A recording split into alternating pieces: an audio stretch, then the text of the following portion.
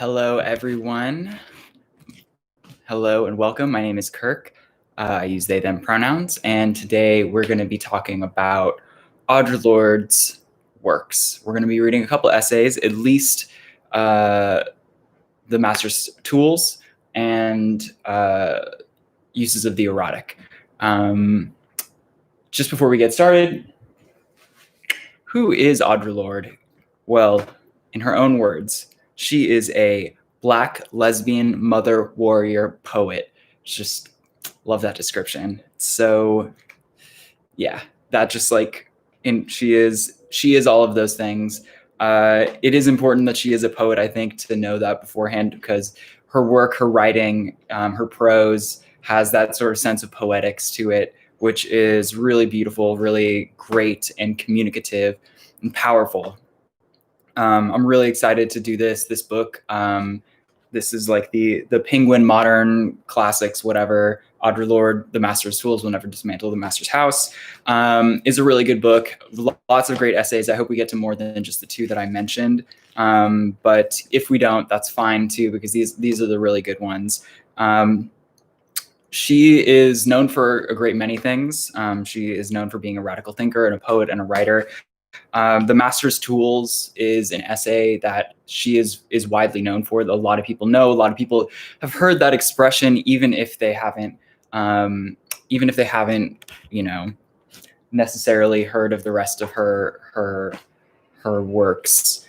But actually, today I'm going to be starting with the uses of the erotic. We're going to read that one first because it comes first in the book, and I'm a sucker for reading things in order, and but also because I think that reading the uses of the erotic gives us an additional layer of thinking to think through the Master's Tools. It frames things in a way, talking about the erotic, what it is to her, and I think that that's a very useful way to think through a lot of things, a lot of critical subjects. But especially her own works.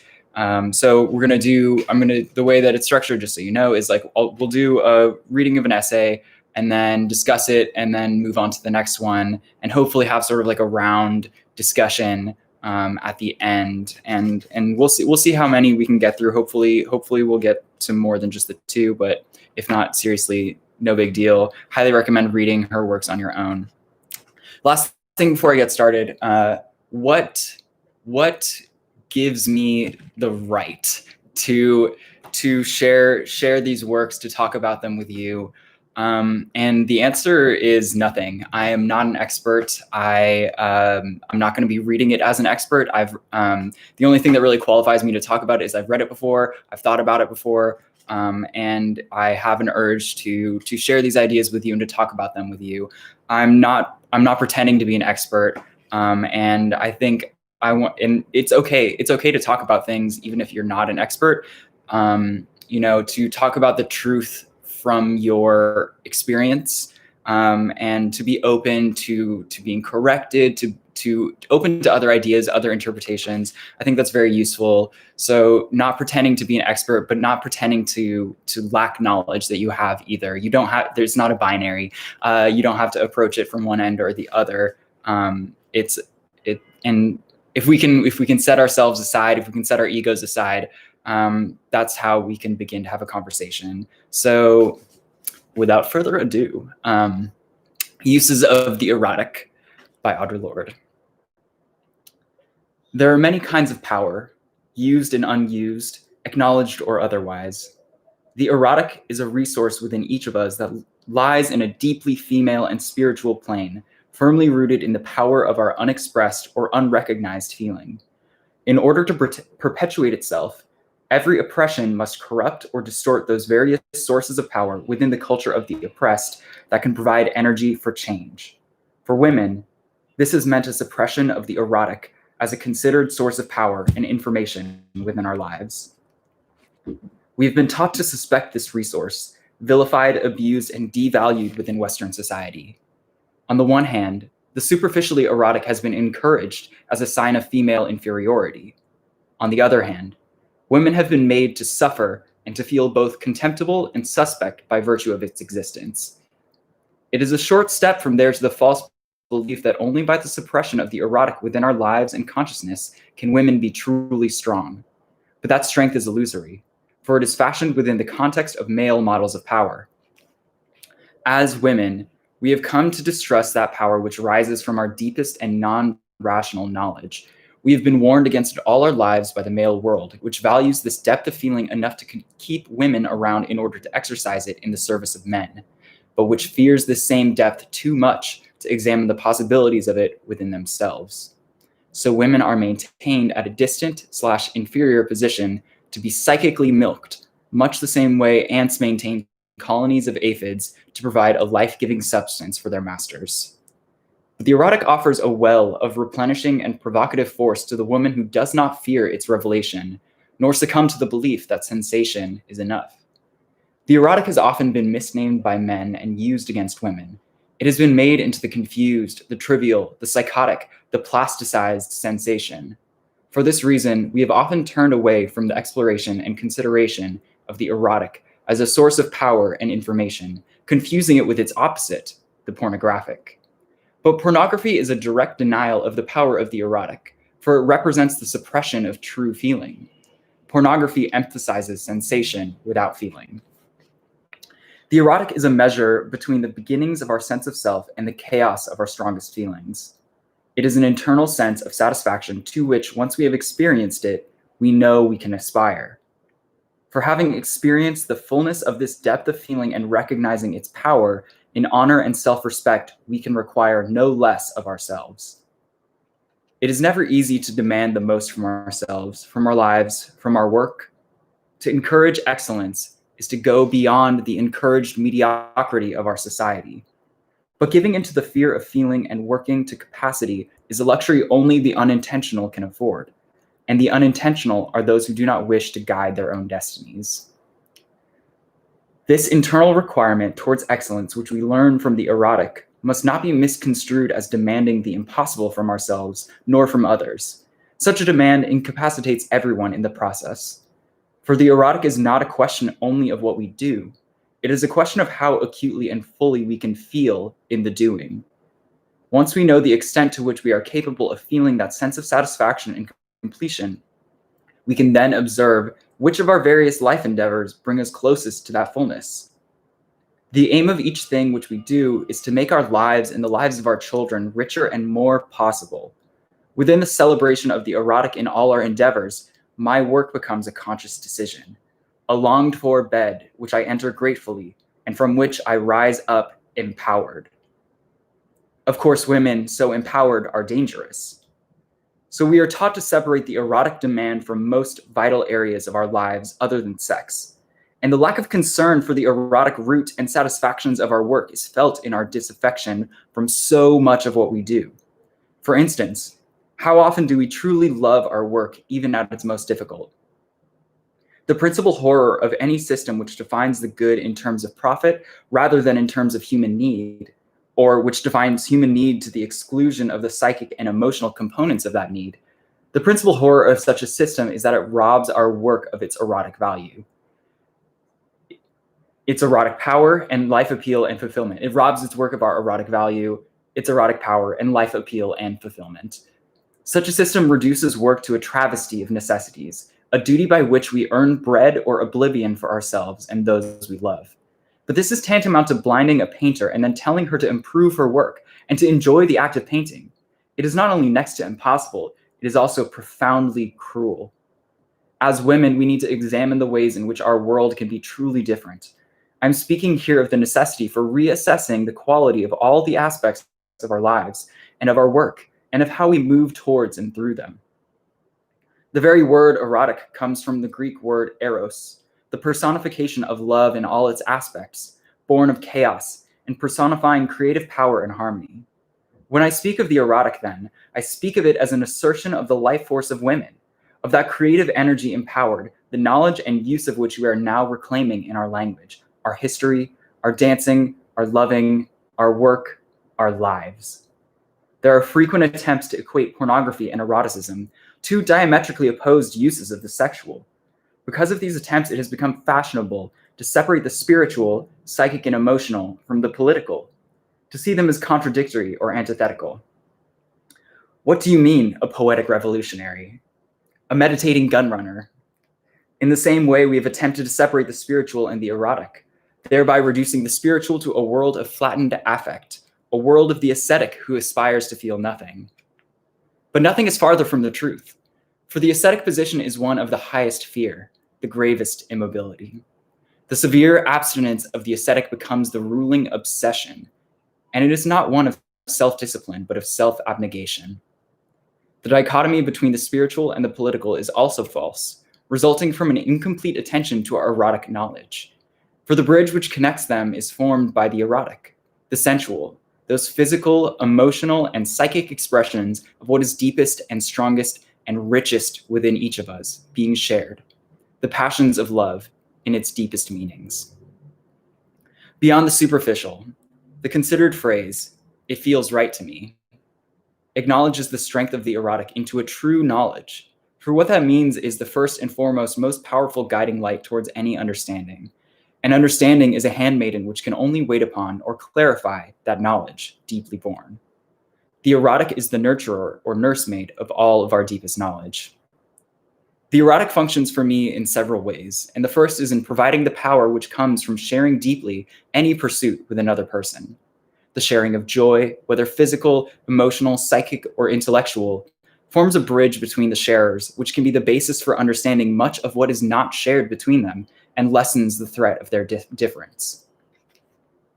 Another important way in which the erotic connection functions is the open and fearless underlining of my capacity for joy, in the way my body stretches to music and opens to response, hearkening to its deepest rhythms, so every level upon which I sense also opens to the erotically satisfying experience, whether it's dancing, building a bookcase, writing a poem, examining an idea. That self-connection shared is a measure of the joy which I know myself to be capable of feeling, a reminder of my capacity for feeling. And that deep and irreplaceable knowledge of my capacity for joy comes to demand from all of my life that it be lived within the knowledge of that such satisfaction is possible and does not have to be called marriage, nor God, nor an afterlife. This is one reason why the erotic is so feared and so often relegated to the bedroom alone, when it is recognized at all. For once we begin to feel deeply all the aspects of our lives, we begin to demand from ourselves and from our life pursuits that they feel in accordance with that joy which we know ourselves to be capable of. Our erotic knowledge empowers us, becomes a lens through which we scrutinize all aspects of our existence, forcing us to evaluate those aspects honestly in terms of their relative meaning within our lives. And this is a grave responsibility projected from within each of us, not to settle for the convenient, the shoddy, the conventionally expected, nor the merely safe.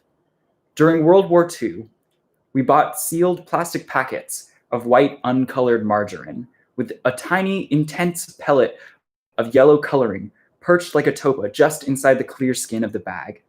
We would leave the margarine out for a while to soften, and then we would pinch the little pellet to break it inside the bag, releasing the rich yellowness into the soft, pale mass of margarine. Then taking it carefully between our fingers, we would knead it gently back and forth, over and over, until the color had spread throughout the whole pound bag of margarine, thoroughly coloring it. I find the erotic such a kernel within myself.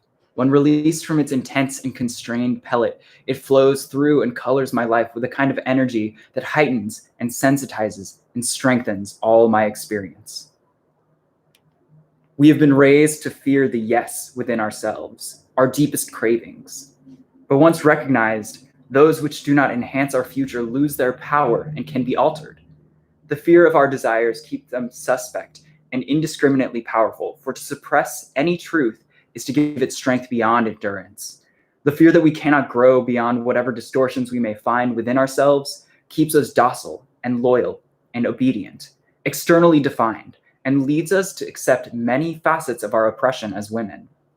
When we live outside ourselves, and by that I mean on external directives only, rather than from our internal knowledge and needs, when we live away from those erotic guides from within ourselves, then our lives are limited by external and alien forms, and we conform to the needs of a structure that is not based on human need, let alone in individuals. But when we begin to live from within outward, in touch with the power of the erotic within ourselves, and allowing that power to inform and illuminate our actions upon the world around us, then we begin to be responsible to ourselves in the deepest sense. For as we begin to recognize our deepest feelings, we begin to give up, of necessity, being satisfied with suffering and self-negation, and within the numbness which so often seems like their only alternative in our society. Our acts against oppression become integral with self, motivated and empowered from within. In touch with the erotic, I become less willing to accept powerlessness, or those other supplied states of being which are not native to me, such as resignation, despair, self-effacement, depression, self-denial. And yes, there is a hierarchy. There is a difference between painting a back fence, and writing a poem, but only one of quantity. And there is, for me, no difference between writing a good poem and moving into sunlight against the body of a woman I love. This brings me to the last consideration of the erotic. To share the power of each other's feelings is different from using another's feelings as we would use a Kleenex. When we look the other way from our experience, erotic or otherwise, we use rather than share the feelings of those others who participate in the experience with us, and use without consent of the used is abuse. In order to be utilized, our erotic feelings must be recognized. The need for sharing deep feeling is a human need, but within the European American tradition, this need is satisfied by certain prescribed erotic comings together. These occasions are almost always characterized by a simultaneous looking away, a pretense of calling them something else, whether a religion, a fit, mob violence, or even playing doctor. And this misnaming of the need and the deed give rise to that distortion which results in pornography and obscenity, the abuse of feeling. When we look away from the importance of the erotic in the development and sustenance of our power, or when we look away from ourselves as we satisfy our erotic needs in concert with others, we use each other as objects of satisfaction rather than share our joy in the satisfying, rather than make connection with our similarities and our differences. To refuse to be conscious of what we are feeling at any time, however comfortable that may seem, is to deny a large part of the experience and to allow ourselves to be reduced to the pornographic, the abused, and the absurd. The erotic cannot be felt secondhand. As a Black lesbian feminist, I have a particular feeling, knowledge, and understanding for those sisters with whom I have danced hard, played, or even fought. This deep participation has often been the forerunner for joint, concerted actions not possible before. But this erotic charge is not easily shared by women who continue to operate under an exclusively European American male tradition. I know it was not available to me when I was trying to adapt my consciousness to this mode of living and sensation. Only now, I find more and more women-identified women brave enough to risk sharing the erotic's electrical charge without having to look away, and without distorting the enormously powerful and creative nature of that exchange. Recognizing the power of the erotic within our lives can give us the energy to pursue genuine change within our world, rather than merely settling for a shift of characters in the same weary drama. For not only do we touch our most profoundly creative source, but we do that which is female and self-affirming in the face of a racist, patriarchal, and anti-erotic society. Whew! Jeez. Damn. Okay. Yeah, I got pretty emotional during that, which is erotic.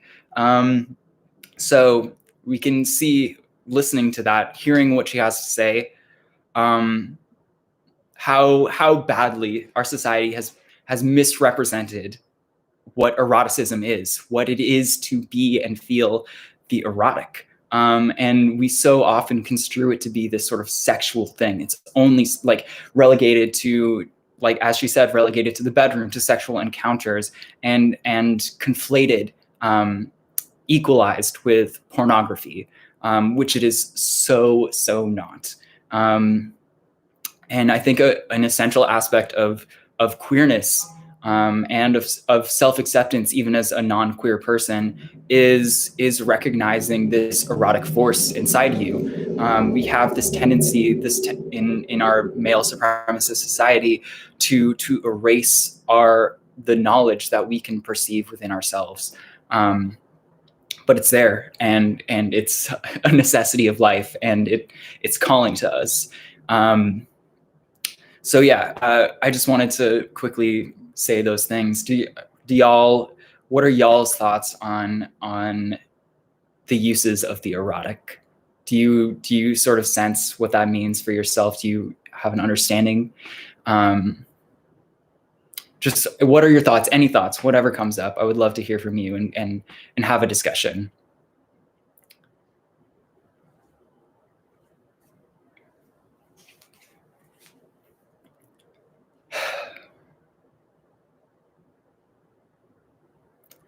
For me, and please feel free to interrupt me. This essay opened my eyes in so many ways to enlarging my own capacity for feeling, and for acting, for taking part in the world in a way that is true to myself.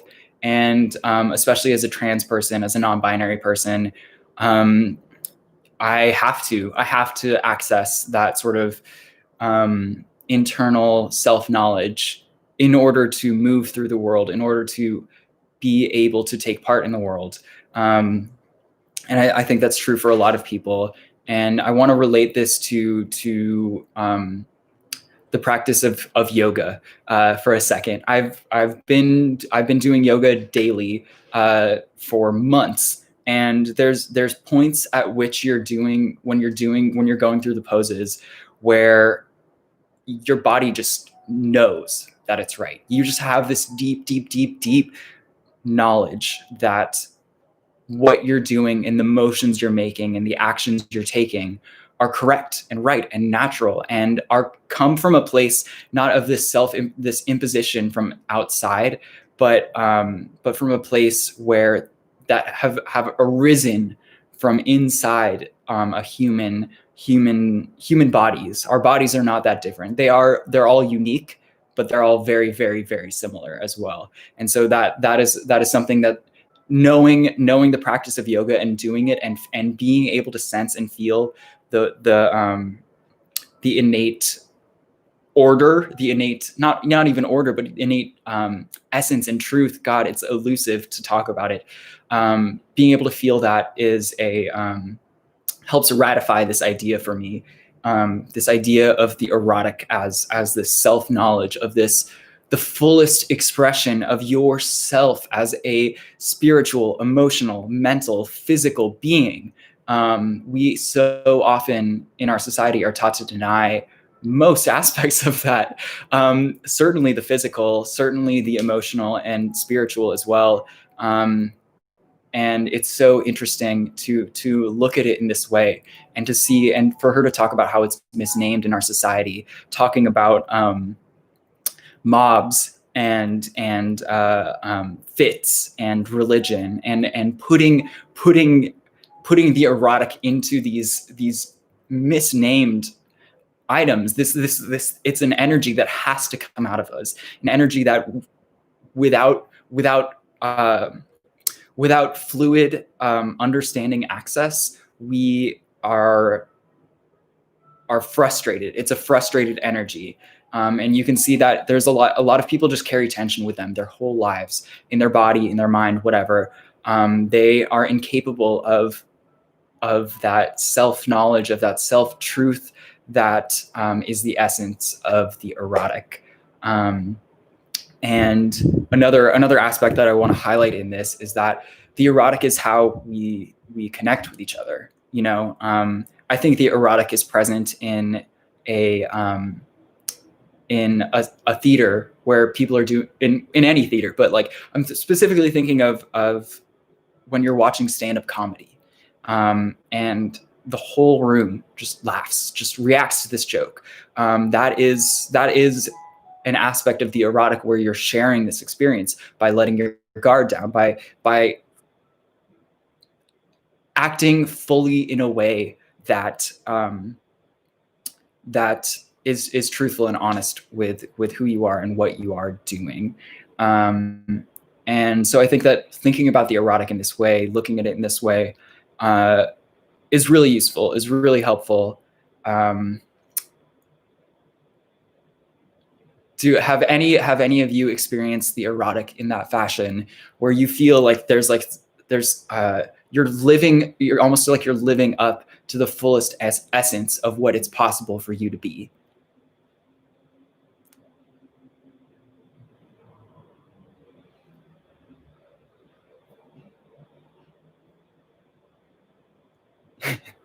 It's okay. You don't have to say anything. And maybe there'll be a chance to talk more later. And if you have a thought that you want to share later, interrupt me. We can always come back to it. I'll look through the chat. Yeah, it's hard to without here. Thank you. XAJMX system says, so happy to share this wavelength with you. Repression ended with transition and yoga. Totally. See, it's very, I had a feeling I wasn't alone in that sort of stuff. And it is sort of like exorcising, removing, getting rid of repression. We learn how to repress the erotic. We learn how to repress these, our self-knowledge, the ways of being that are in conflict with, in the, like, as she said, the European American male society, which seeks to, it's like it, and as she says, she calls it a feminine energy, the erotic, but she also says that men repress this and make sure that it's repressed in society because they are afraid of the potential for the erotic within themselves. And I think that's very, very true. Men are so afraid of their bodies, so afraid of any possibility of themselves being an erotic being. And they've created a very elaborate society with all of these kinds of oppressions in order to hide from that feeling, from the feeling of eroticism, it's so interesting to hear her talking about the erotic, because in this way, because that this sort of self-knowledge, I think it's so aptly put that she calls it the erotic. It reminds me of like the way Taoism, of this sort of like inexpressible essence of communion with the world, with the universe, and this sort of unity. And like her talking about how if we turn away from the erotic, if we hide our feelings and hide ourselves, then experiences that we have with each other, where an emotion is felt, we are using each other. We are taking advantage of each other, of those emotions, of those feelings, rather than sharing in them, rather than being honest with, so honest that honest doesn't even describe it, with each other, in order to share those feelings. And I'm sure that everybody can think of times where there's just like, where the walls fall down with other people, where you just don't have these barriers that we've naturally learned how to build, and you're able to have an unsaid connection with people around you. And that is what she's talking about with the erotic. Now I'm going to continue, and I'm going to go right into reading The Master's Tools Will Never Dismantle the Master's House. And I did read Uses of the Erotic first, because I do think that this idea informs everything. Once you learn this idea, there's no way that you're not going to carry it into your understanding of other things. And I want to read. I don't I don't know to what degree this is gonna be a revelation to compare these two and to connect them, but I think that we will be able to extract like the personal, political aspects, and she does talk about how the erotic is connected to the political. Karina says, I had experiences with it, sharing laughter, cuddles, and joy with friends, It taught me that to experience true comradeship, we have to emphasize with each other and feel the pain and joy together. Thank you for saying that. Thank you for bringing that up, because it's not just joy. Life isn't just about the pleasures. Life is so much richer than that, and being able to experience pain without looking away. She talks about looking away from something gives it strength beyond endurance, which is just like a beautiful way of putting it. Because if you face things, if you face the reality, face the pain, and are honest and open with it, you will find that it's easier to tolerate and something that can be shared, something that we can hold together, so that we have the capacity to overcome together and to live through and to get back to those places where we can share joy. So thank you for saying that. Thank you for bringing that up. I'm going to go ahead and start reading The Master's Tools Will Never Dismantle the Master's House by Audre Lorde. I agreed to take part in a New York University Institute for the Humanities conference a year ago in 1978, with the understanding that I would be commenting upon papers dealing with the role of difference within the lives of American women, difference of race, sexuality, class, and age. The absence of these considerations weakens any feminist discussion of the personal and the political. It is a particular academic arrogance to assume any discussion of feminist theory without examining our many differences and without a significant input from poor women, Black and third world women, and lesbians. And yet I stand here as a Black lesbian feminist, having been invited to comment within the only panel, The Personal and the Political, at this conference to commemorate the 30th anniversary of Simone de Beauvoir's Second Sex, great book, where the input of Black feminists and lesbians is represented. What this says about the vision of this conference is sad, in a country where racism, sexism, and homophobia are inseparable. To read this program is to assume that lesbian and Black women have nothing to say about existentialism, the erotic, women's culture and silence, developing feminist theory, or heterosexuality and power. And what does it mean in personal and political terms when even the two Black women who did present here were literally found at the last hour? What does it mean when the tools of a racist patriarchy are used to examine the fruits of that same patriarchy? It means that only the most narrow perimeters of change are possible and allowable. The absence of any consideration of lesbian consciousness or the consciousness of third world women leaves a serious gap within this conference and within the papers presented here. For example, in a paper on material relationships between women, I was conscious of an either-or model of nurturing, which totally dismissed my knowledge as a Black lesbian. In this paper, there was no examination of mutuality between women, no systems of shared support, no interdependence as exists between lesbians and women-identified women. Excuse me. Yet it is only in the patriarchal model of nurturance that women who attempt to emancipate themselves pay perhaps too high a price for their results, as this paper states. For women, the need and desire to nurture each other is not pathological, but redemptive, and it is within that knowledge that our real power is rediscovered. It is this real connection which is so feared by a patriarchal world. Only within a patriarchal structure is maternity the only social power open to women. Interdependency between women is the way to a freedom which allows the I to be, not in order to be used, but in order to be creative. This is a difference between the passive be and the active being. Advocating the mere tolerance of difference between women is the grossest reformism. It is a total denial of the creative function of difference in our lives. Difference must be not merely tolerated, but seen as a fund of necessary polarities between which our creativity can spark like a dialectic. Only then does the necessity for interdependency become unthreatening. Only within that interdependency of different strengths, acknowledged and equal, can the power to seek new ways of being in the world generate, as well as the courage and sustenance to act where there are no charters.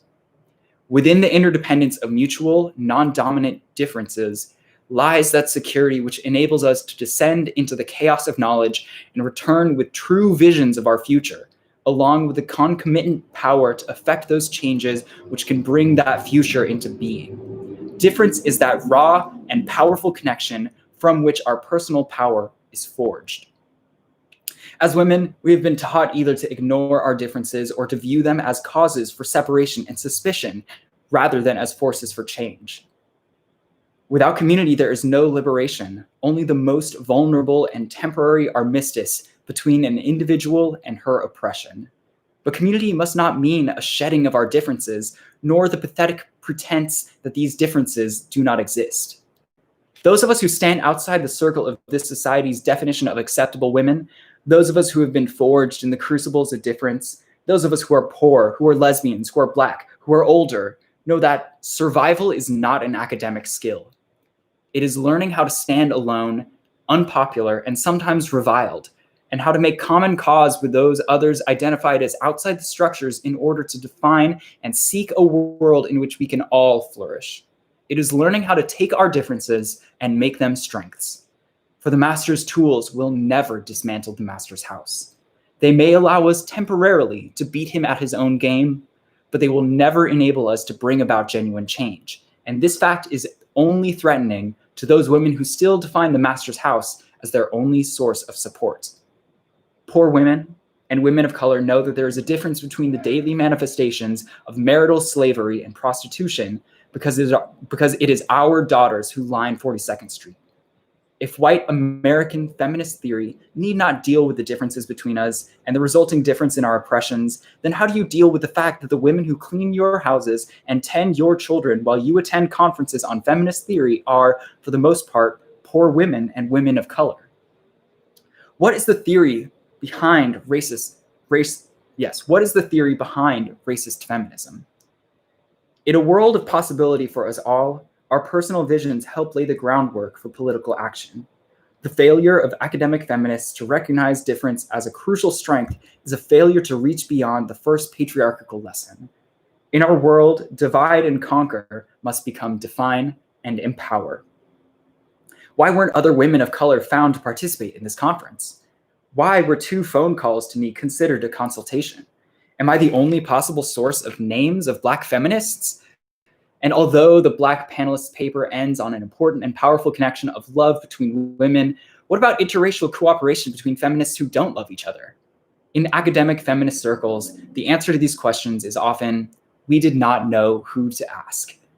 But that is the same evasion of responsibility, the same cop-out that keeps Black women's art out of women's exhibitions, Black women's work out of most feminist publications, except for the occasional special third world women's issue, and Black women's texts off your reading lists. But as Adrienne Rich pointed out in a recent talk, white feminists have educated themselves about such an enormous amount over the past 10 years. How come you haven't also educated yourselves about Black women and the differences between us, white and Black, when it is key to our survival as a movement? Women of today are still being called upon to stretch across the gap of male ignorance and to educate men as to our existence and our needs. This is an old and primary tool of all oppressors to keep the oppressed occupied with the master's concerns. Now we hear that it is the task of women of color to educate white women. In the face of tremendous resistance, as to our existence, our differences, our relative roles, and our joint survival. This is a diversion of energies and a tragic repetition of racist patriarchal thought. Simone de Beauvoir once said, "It is in the knowledge of the genuine conditions of our lives that we must draw our strength to live and our reasons for acting." Racism and homophobia are real conditions of all our lives in this place and time. I urge each one of us to reach down into that deep place of knowledge inside herself and touch that terror and loathing of any difference that lives there. See whose face it wears. Then, the personal as the political can begin to illuminate all our choices. Yeah. So already I feel validated in connecting these 2 essays because we hear deep place of knowledge inside herself, all of this self-knowledge, self-understanding coming out of this essay. The master's tools will never dismantle the master's house. And this essay is so much about the infinite scaled replications of systems of oppression in a hierarchy. Just talking about how the tools of the oppressors are always to keep the oppressed concerned with the master's concerns, and talking about how just to clarify that point, it is women, how she's saying it's women's responsibility to educate men as to the plight of women. And also within feminist circles, it's somehow women of color's responsibility to educate white women about the plight of women of color. So you see that sort of like hierarchical, like it's fucked up all the way down. It's oppression all the way down, kind of coming out in this work. Yeah, it's a really, really strong and powerful essay that could have been written yesterday. You know, it's like, has anything really changed since 1979 when she wrote this? Jesus Christ, it's been 50 years and nothing has changed. We're still very much in the same sort of place with regards to racist patriarchy being the order of the day, being the standard. I forgot that she mentioned Simone de Beauvoir's Second Sex, which is a fraught but very, very, very good text on feminism, probably one of the foundational texts of feminism. And yeah, I'm really glad. I think that, what does she say? It is in the knowledge of the genuine conditions of our lives that we must draw our strength to live and our reasons for acting. And that too, I think that quote from Simone de Beauvoir relates back to the erotic and understanding each other. And so you can really easily see how Lorde is talking about how white women are still participating in this patriarchal scheme that continues to divide and conquer people based on identity, based on what would come to be described as an intersectional through the lens of intersectionality. And if these white women could abandon that patriarchal conditioning, if they could come to that self-knowledge that we have to work together, that the order of the day is liberation, that we must liberate ourselves, even between feminists who don't love each other. What does she say? What about interracial cooperation between feminists who don't love each other? And I think that is such an interesting and poignant remark, because I think today we still focus so much on everybody loving each other, and like posy vibes only and shit like that. And it's like, really, it's like, we don't have to like each other at all. We don't have to love each other in any way in order to collaborate on the project of liberation. And that is a necessary project, y'all. But I have rambled on enough about this. I'm curious, what are y'all's thoughts on this essay? The Master's Tools will never dismantle the Master's house. What are your thoughts? First thoughts, just whatever comes to mind, and we can just like talk and have a discussion from there.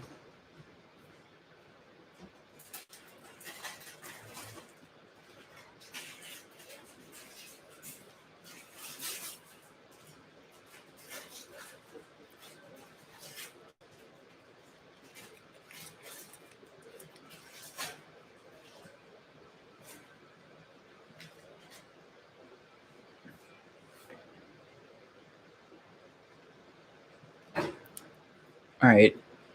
XAJMX system said, this is also inherently anti-capitalist. Mutual aid in opposition to individualism sees white culture as capitalism. Yeah, and white culture is also individualism as well. They're all so tangled up, like they might as well be, one creature. Ananya says, I love this essay and it makes me think about how necessary revolution is instead of reform. Damn straight. that's for sure. That's for sure too. True. Yeah. There's a reason that Audre Lorde describes herself as a warrior. She's a radical. She's not here for reform. She's not here for these crumbs thrown from the table. She wants it all, and rightly so. Yeah, and it's let's see. I think the core idea of the master's tools will never dismantle the master's house is like that idea is like the seed of the essay, and it says it all really.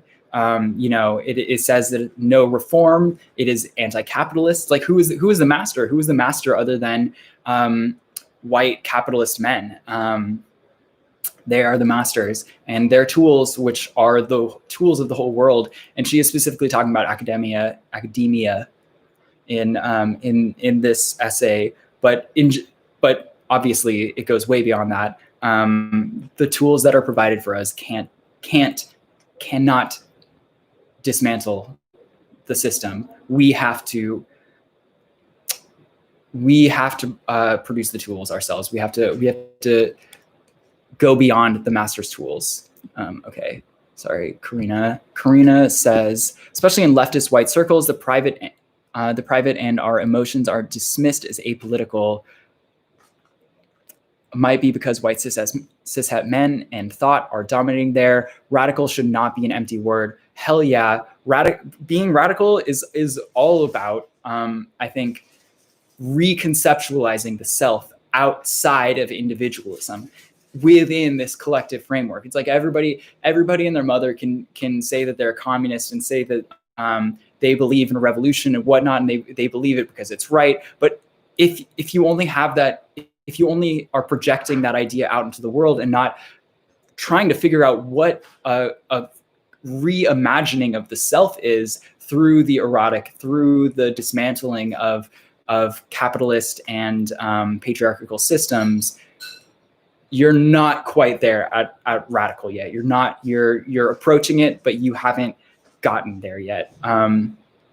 Sad Dad says, childcare is such an integral part of talking about labor and patriarchy. Like, who is watching the kids though? And yes, and like she mentions that, of course, and such a good point. Always good to like think through the labor, and especially the underrepresented in the less talked about labor, like childcare and like quote unquote like women's labor, feminized labor. Which workers? Who is it that are supporting whatever is going on? And that's like sort of a realm of critical thought about if you're going to self-analyze, self-crit, approaching it through the lens of like how are we able to do this? Through whose labor is this possible? Is such a good way of looking at it. XAJMX system said, this could have been written in response to JKR. Fuck JK Rowling. White feminism hasn't changed because they want us to share the levers with their husband, not break them. Hell yes. And that's a big part of The Second Sex, the book by Simone de Beauvoir, which she references in this essay. Highly recommend reading. It is dense. It's like 600 pages. It's like a very thick book, but it's really good. There are parts that you should ignore about like frigidity and lesbianism.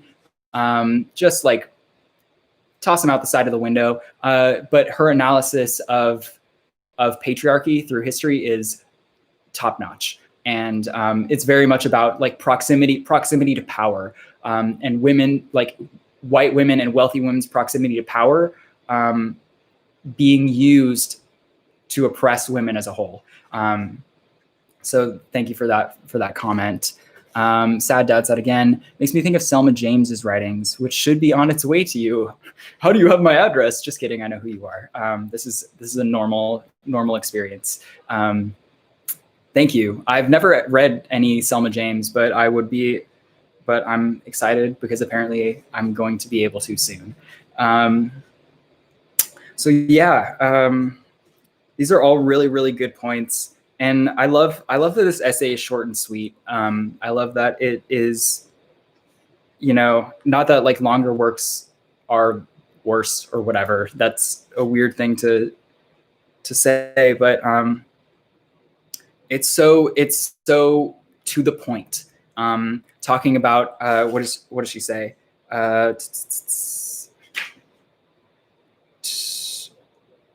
Something about divide and conquer must become define and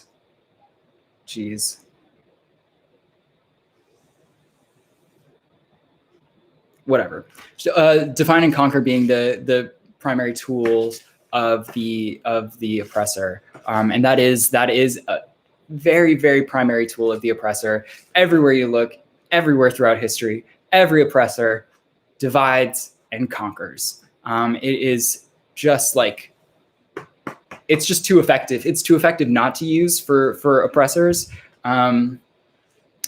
unfortunately for the rest of us. But yeah, it's important to look at ourselves and extricate ourselves from this idea of division, of dividing and conquering, and learn to be able to commit to the task of liberation, to the project of liberation, despite differences. Like, what does she say? What does she say at the end? I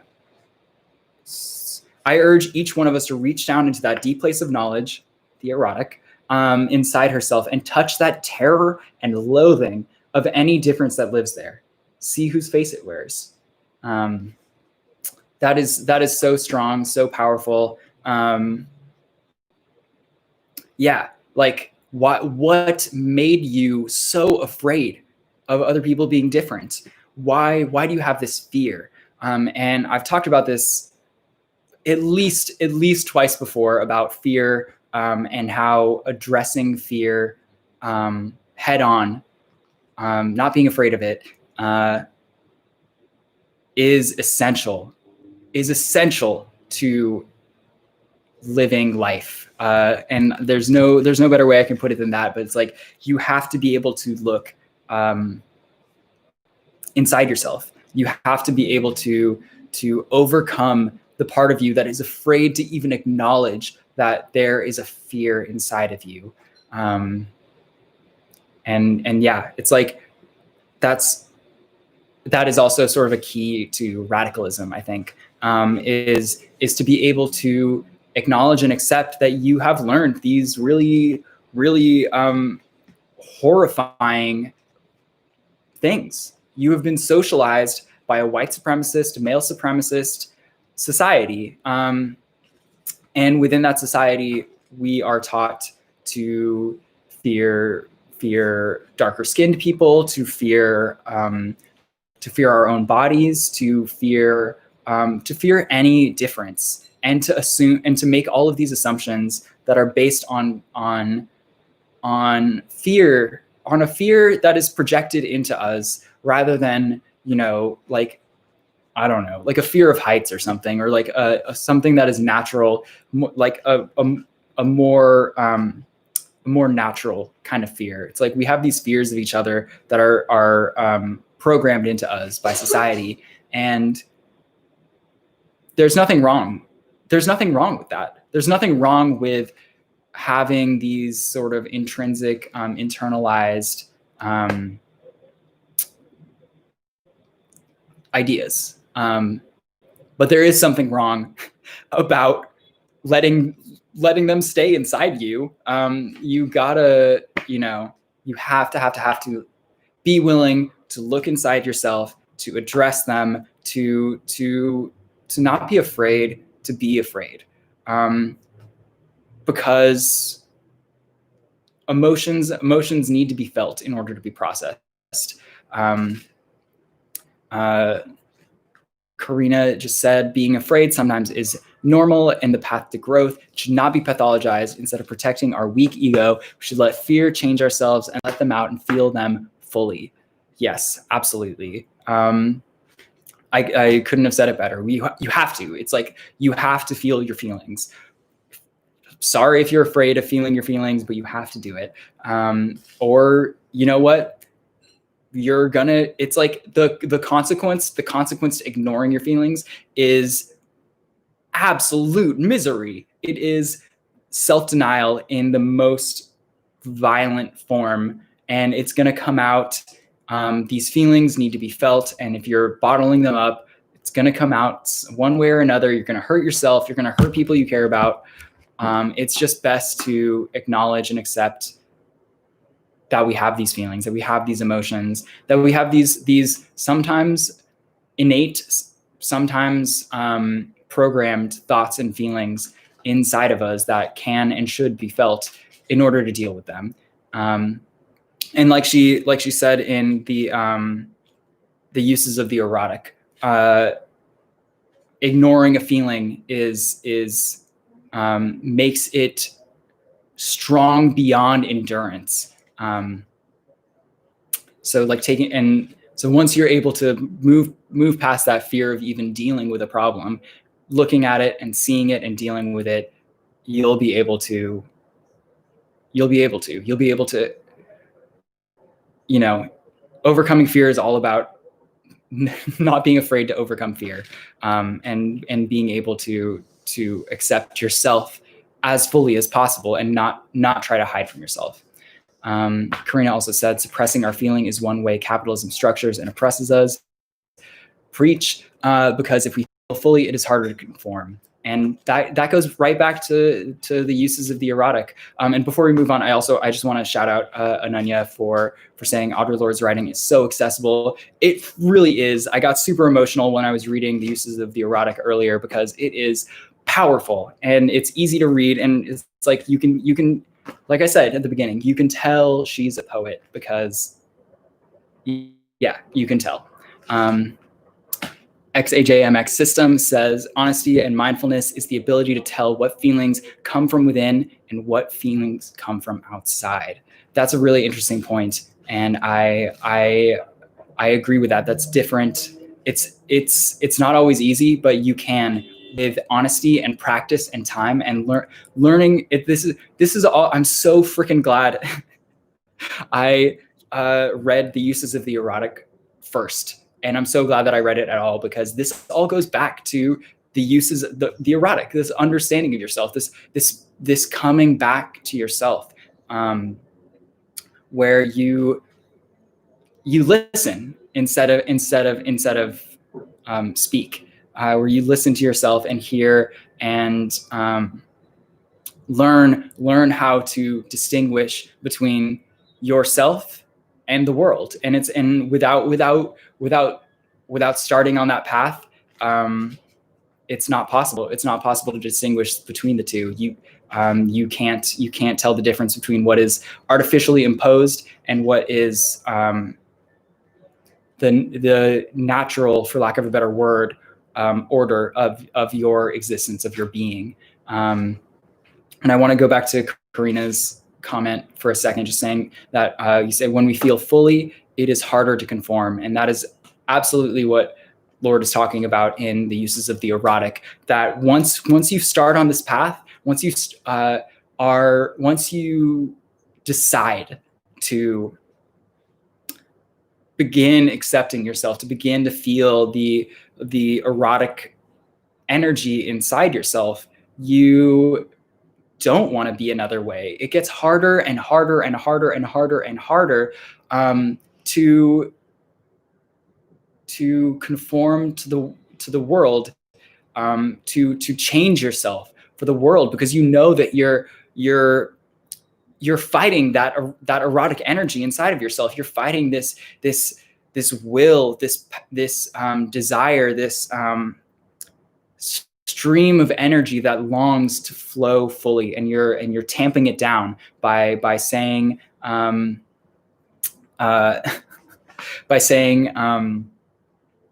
by suppressing it, by conforming to what the world says. Ananya says prose written by poets is my favorite. And it's like, yeah, it's like every writer should do poetry probably, because it can only help you clarify and empower your writing. Sad Dad says, have you talked about your shirt yet? No, I haven't talked about my shirt yet. Thanks for asking. This shirt says pain/desire for those who are maybe just listening. And it has a rose on it. I semi-intentionally chose this shirt for this conversation. It's not that deep.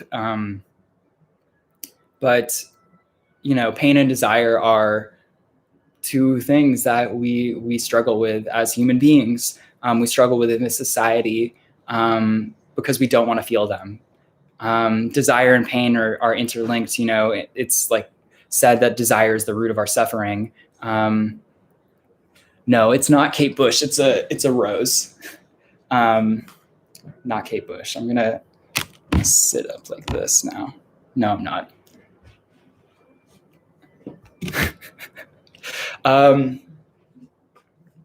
Yeah. So that is true, and that's the essence. It's like, of course, these works are related. Of course, the uses of the erotic and the master's schools will never dismantle the master's house are related. It makes sense, right? And once you understand, it's like, I didn't know what to expect when I started reading the uses of the erotic for the first time. I didn't know what she was going to say, what she meant about it, but knowing by the erotic, she's talking about this self-knowledge, this essence of being that is fluid, that is anti-patriarchal, anti-male supremacist, anti-capitalist, anti-oppressor. It's like, how can that not color and influence everything in your life? It's definitely something that I come back to again and again and again and again.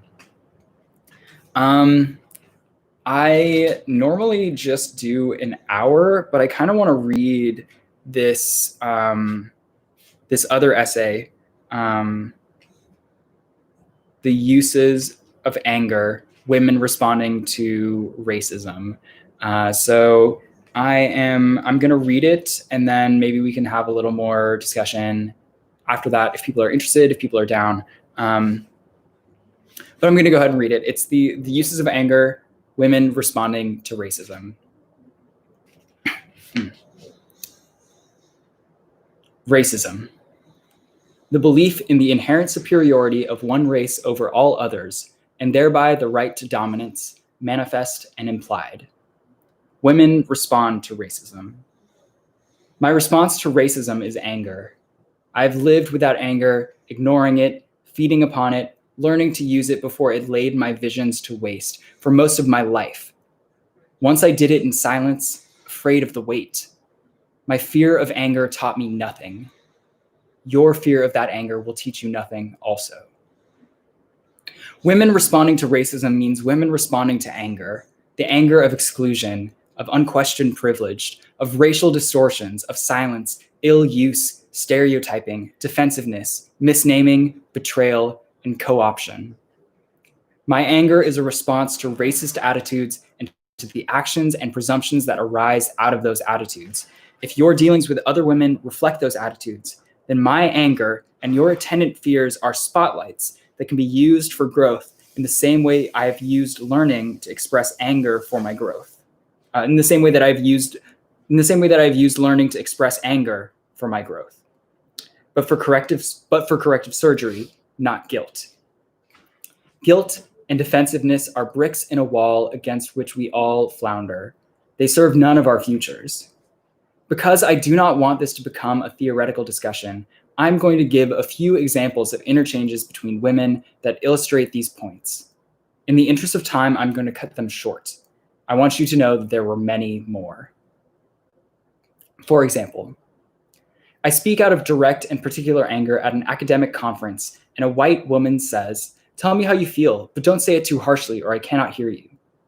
But is it my manner that keeps her from hearing, or the threat of a message that her life may change? The Women's Studies program of a Southern university invites a Black woman to read following a week-long forum on Black and white women. What has this week given to you, I ask. The most vocal white woman says, I think I've gotten a lot. I feel Black women really understand me a lot better now. They have a better idea of where I'm coming from, as if understanding her lay at the core of the racist problem. After 15 years of a women's movement which professes to address the life concerns and the possible futures of all women, I still hear on campus after campus, how can we address the issues of racism? No women of color attended. Or on the other side of that statement, we have no one in our department equipped to teach their work. In other words, racism is a Black women's problem, a problem of women of color, and only we can discuss it. After I read from my work entitled A Poem for Women in Rage, a white woman asked me, are you going to do anything with how we can deal directly with our anger? I feel it's so important. I ask, how do you use your rage? And then I have to turn away from the blank look in her eyes before she can invite me to participate in her own annihilation. I do not exist to feel her anger for her.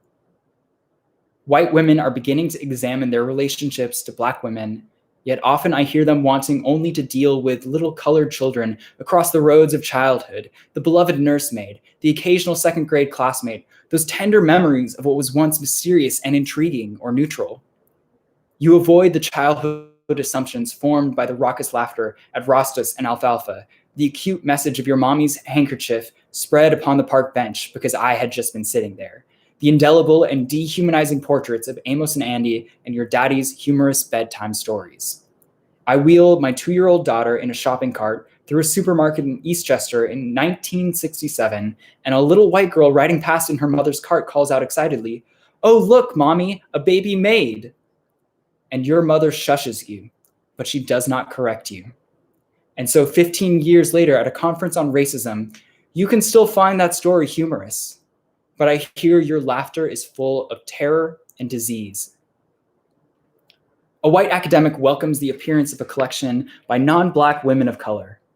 It allows me to deal with racism without dealing with the harshness of Black women, she says to me. At an international cultural gathering of women, a well-known white American woman poet interrupts the reading of the work of women of color to read her own poem and then dashes off to an important panel. If women in the academy truly want a dialogue about racism, it will require recognizing the needs and the living contexts of other women. When an academic woman says, "I can't afford it," she may mean she is making a choice about how to spend her available money. But when a woman on welfare says, "I can't afford it," she means she is surviving on an amount of money that was barely subsistence in 1972, and she often does not have enough to eat. Yet the National Women's Studies Association here in 1981 holds a conference in which it commits itself to responding to racism, yet refuses to waive the registration fee for poor women and women of color who wish to present and conduct workshops. This has made it impossible for many women of color, for instance, Wilmette Brown of Black Women for Wages for Housework, to participate in this conversation. Is this to be merely another case of the Academy discussing life within the closed circuits of the Academy? To the white women present who recognize these attitudes as familiar, but most of all to my sisters of color who live and survive thousands of such encounters, to my sisters of color who, like me, still tremble their rage under harness, or who sometimes question the expression of our rage as useless and disruptive, the two most popular accusations, I want to speak about anger, my anger, and what I've learned from my travels through its dominions. Everything can be used, except what is wasteful. You will need to remember this when you are accused of destruction. For each of you. Every woman has a well-stocked arsenal of anger, potentially useful against those oppressions, personal and institutional, which brought that anger into being. Focused with precision, it can become a powerful source of energy, serving progress and change. And when I speak of change, I do not mean a simple switch of positions or a temporary lessening of tensions, nor the ability to smile or feel good. I'm speaking of a basic and radical alteration in those assumptions underlying our lives. I've seen situations where white women hear a racist remark, resent what has been said, become filled with fury, and remain silent because they are afraid. That unexpressed anger lies within them like an undetonated device, usually to be hurled at the first woman of color who talks about racism. But anger expressed and translated into action in the service of our vision and our future is a liberating and strengthening act of clarification. For it is in the painful process of this translation that we identify who are our allies with whom we have grave differences and who are our genuine enemies. Anger is loaded with information and energy. When I speak of women of color, I do not only mean Black women. The woman of color who is not Black and who charges me with rendering her invisible by assuming that her struggles with racism are identical with my own has something to tell me that I had better learn from, lest we both waste ourselves fighting the truths between us. If I participate, knowingly or otherwise, in my sister's oppression and she calls me on it, to answer her anger with my own only blankets the substance of our exchange with reaction. It wastes energy. And yes, it is very difficult to stand still and listen to another woman's voice delineate an agony I do not share, or one to which I myself have contributed. In this place, we speak removed from the more blatant reminders of our embattlement as women. This need not blind us to the size and complexities of the forces mounting against us and all that is most human within our environment. We are not here as women examining racism in a political and social vacuum. We operate in the teeth of a system for which racism and sexism are primary, established, and necessary props of profit. Women responding to racism is a topic so dangerous that when the local media attempt to discredit this conference, they choose to focus upon the provision of lesbian housing as a diversionary device, as if the Hartford Courant dare not mention the topic chosen for discussion here, racism, lest it become apparent that women are in fact attempting to examine and alter all the repressive conditions of our lives. Mainstream communication does not want women, particularly white women, responding to racism. It wants racism to be accepted as an immutable accepted as an immutable given in the fabric of your existence, like evening time or the common cold. So we are working in a context of opposition and threat, the cause of which is certainly not the angers which lie between us, but rather that virulent hatred leveled against all women, people of color, lesbians and gay men, poor people, against all of us who are seeking to examine the particulars of our lives as we resist our oppressions, moving towards coalition and effective action. Any discussion among women about racism must include the recognition and the use of anger. This discussion must be direct and creative because it is crucial. We cannot allow our fear of anger to deflect us nor seduce us into settling for anything less than the hard work of excavating honesty. We must be quite serious about the choice of this topic and the angers entwined within it, because rest assured, our opponents are quite serious about their hatred of us and of what we are trying to do here.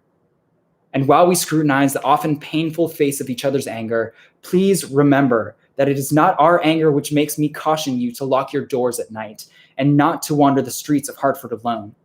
It is the hatred which lurks in those streets, that urge to destroy us all if we truly work for change rather than merely indulge in academic rhetoric. This hatred and our anger are very different. Hatred is the fury of those who do not share our goals, and its object is death and destruction. Anger is a grief of distortions between peers, and its object is change. But our time is getting shorter. We have been raised to view any difference other than sex as a reason for destruction, and for Black women and white women to face each other's angers without denial or immobility or silence or guilt is in itself a heretical and generative idea.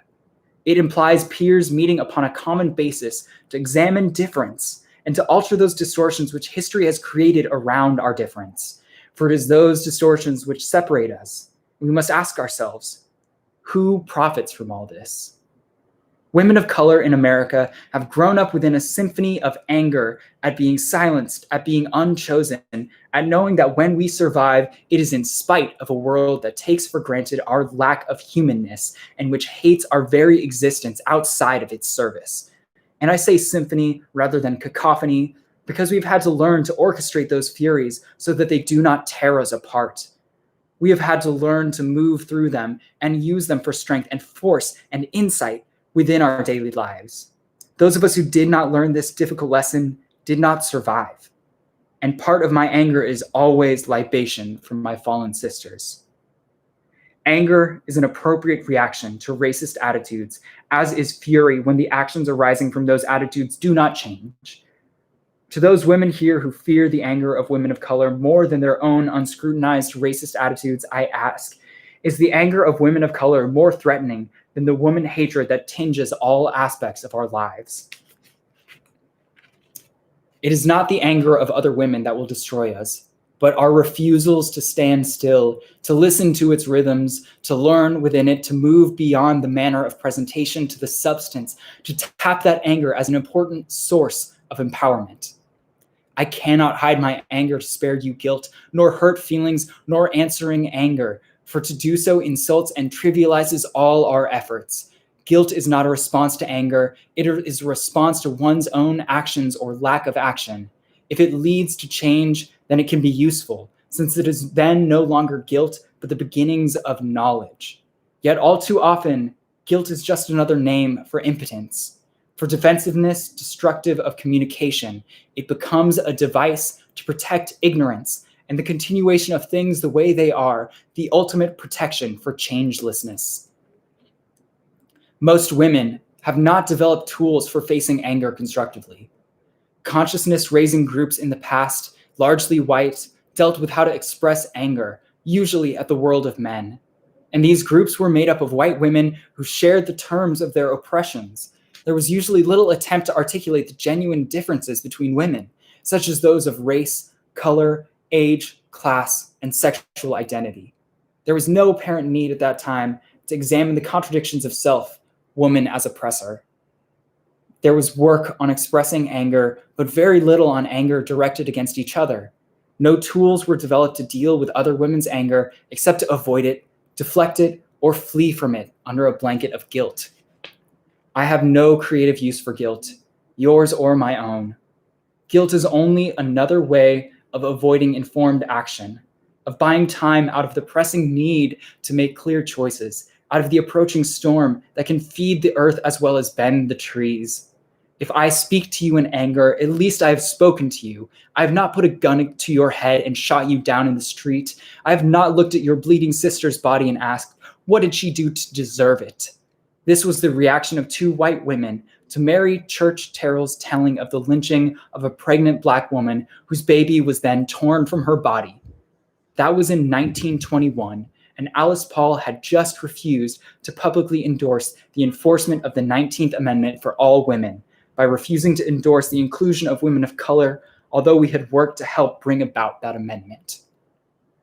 The angers between women will not kill us if we can articulate them with precision, if we listen to the content of what is said with at least as much intensity as we defend ourselves against the manner of saying. When we turn from anger, we turn from insight, saying we will accept only the designs already known, deadly and safely familiar. I have tried to learn my anger's usefulness to me, as well as its limitations. For women raised to fear, too often anger threatens annihilation. In the male construct of brute force, we were taught that our lives depended upon the goodwill of patriarchal power. The anger of others was to be avoided at all costs because there was nothing to be learned from it but pain, a judgment that we had been bad girls, come up lacking, not done what we were supposed to do. And if we accept our powerlessness, then of course, any anger can destroy us. But the strength of women lies in recognizing differences between us as creative and in standing up to those distortions which we inherited without blame, but which are now ours to alter. The angers of women can transform difference through insight into power. For anger between peers births change, not destruction, and the discomfort and sense of loss it often causes is not fatal, but a sign of growth. My response to racism is anger. That anger has eaten clefts into my living only when it remained unspoken, useless to anyone. It has also served me in classrooms without light or learning, where the work and history of Black women was less than a vapor.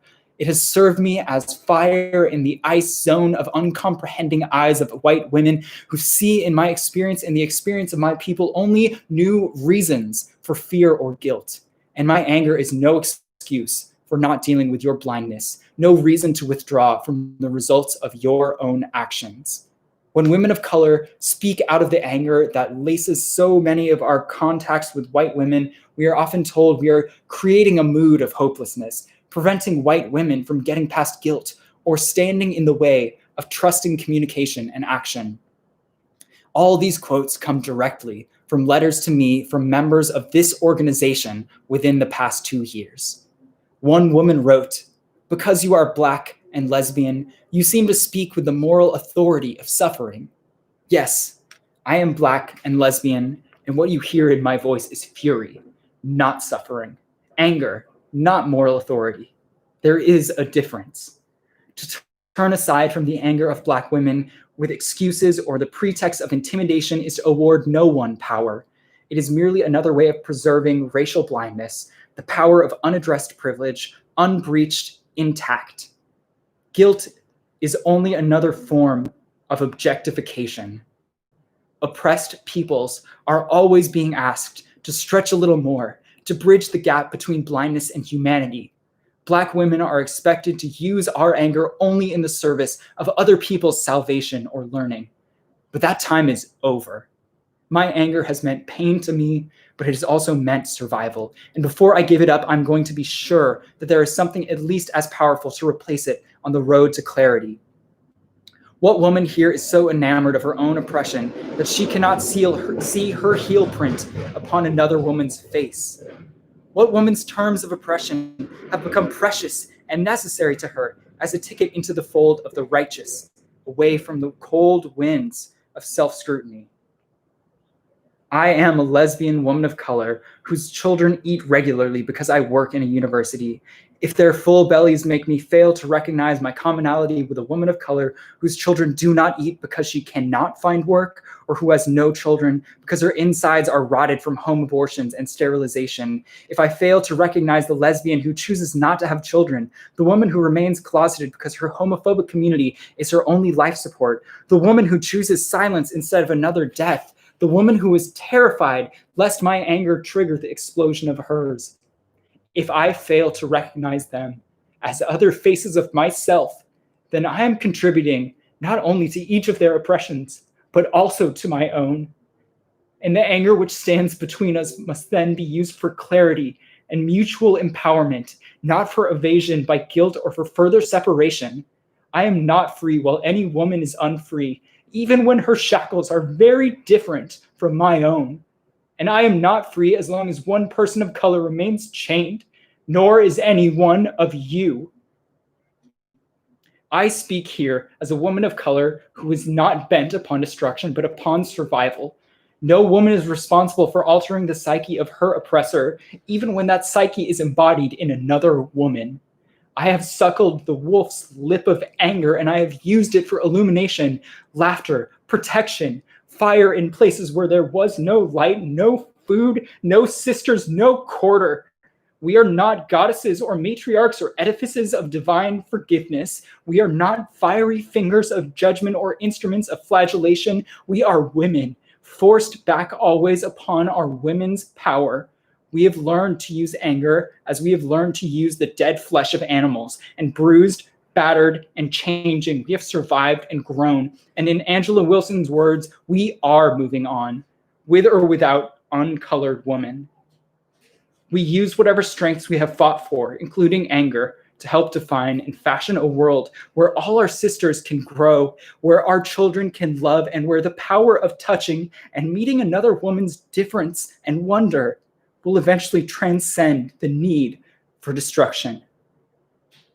For it is not the anger of Black women which is dripping down over this globe like diseased liquid. It is not my anger that launches rockets, spends more than $60,000 a second on missiles and other agents of war and death, slaughters children in cities, stockpiles nerve gas and chemical bombs, sodomizes our daughters and our earth. It is not the anger of Black women which corrodes into blind, dehumanizing power, bent upon the annihilation of us all unless we meet it with what we have, our power to examine and to redefine the terms upon which we will live and work, our power to envision and reconstruct, anger by painful anger, stone upon heavy stone, a future of pollinating difference and the earth to support our choices. We welcome all women who can meet us face to face beyond objectification and beyond guilt. Woo. Oh,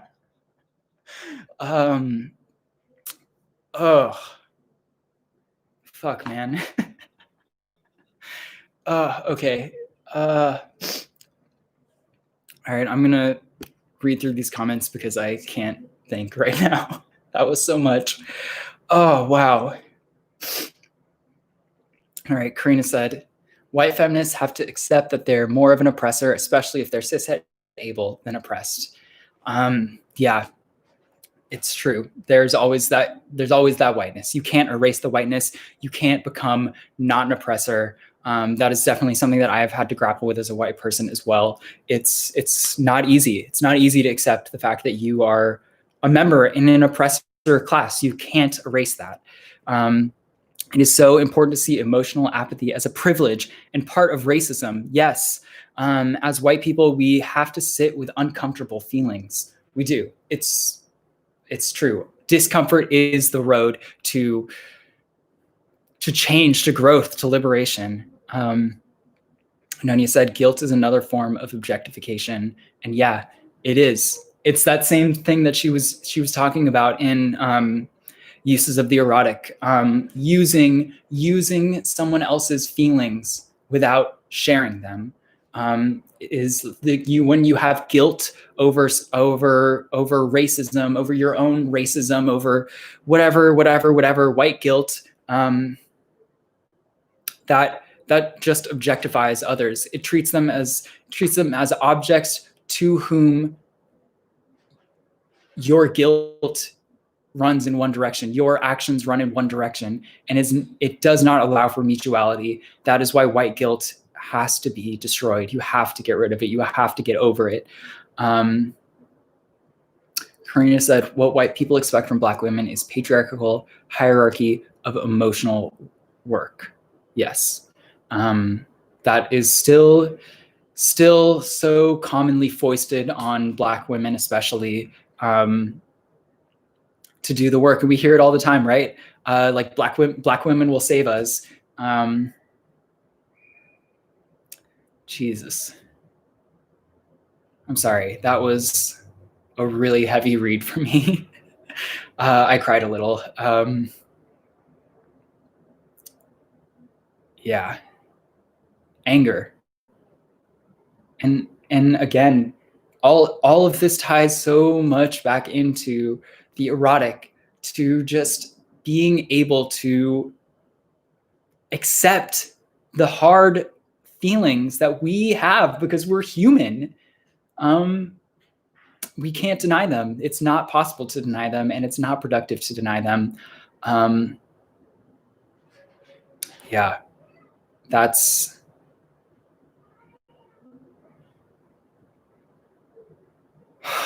Wow. Fuck. God. Everybody needs to read Audre Lorde.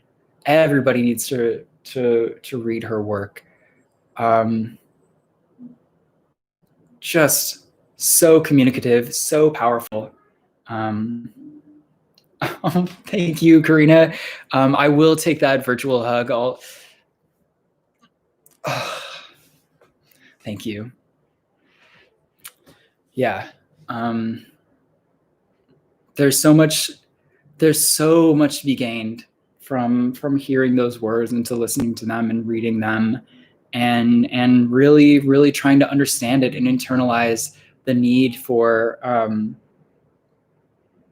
mutuality, for accepting the hard things that we have to do in order to liberate ourselves, in order to liberate each other, in order to create a world where we can be liberated together, where our relations are not as necessarily as individuals, but as parts of a common whole, because we are a common whole. That's just the way the world is. We are together. Everything is connected. And so necessary to internalize these ideas and to remember them. And it's hard. It's so hard to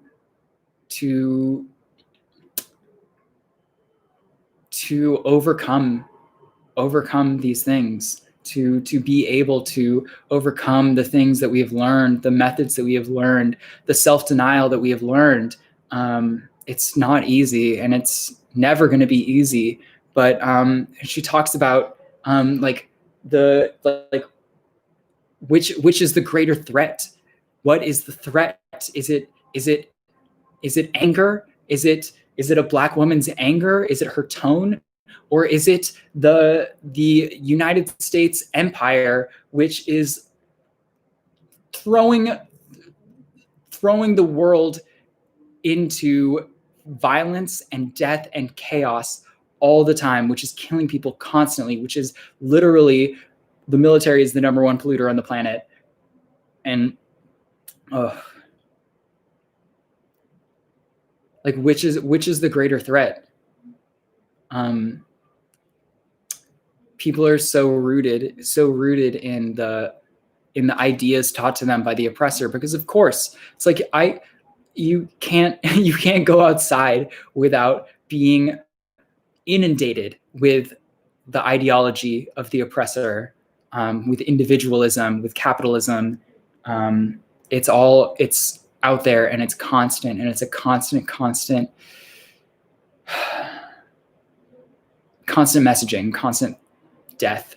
But we have to take up the task of becoming radical, of becoming revolutionaries. And that starts with being able to deal, to create the world that we want to see by through our actions and through our relationships with others, and through bringing forth the erotic within ourselves.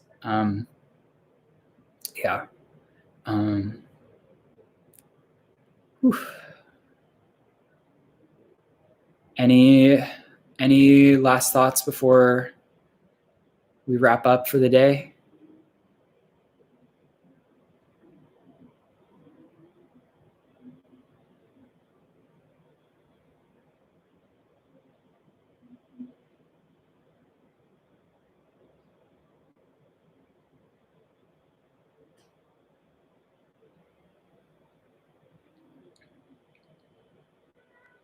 All right. Thank you so much for coming and listening and taking part in this discussion. I love when we have this ability to talk about this stuff and share with each other and think through these ideas together. It's really helpful. And I feel like I learned a lot. It was really nice to read that and hear those words aloud. It's like those words are meant to be spoken and heard aloud. So really, thank you so much for joining. Thank you for coming. And I really appreciate you all. I hope you're doing okay. I hope you are taking care of yourselves. And I just hope you have a really good day. I hope that from this point on, your day is even better than it could have possibly imagined before. Thank you, and I will see you later.